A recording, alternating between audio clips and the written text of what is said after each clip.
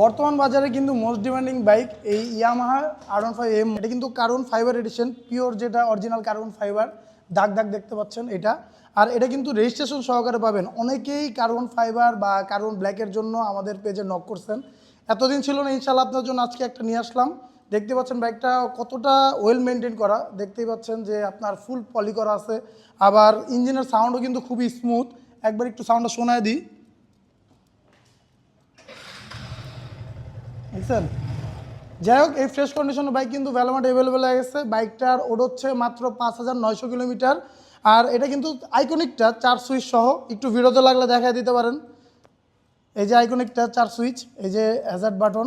যাই হোক, এই ফ্রেশ কন্ডিশনের বাইকটা হাত ছাড়া করার আগে চলে আসতে হবে ভ্যালোমার্ট শোরুমে।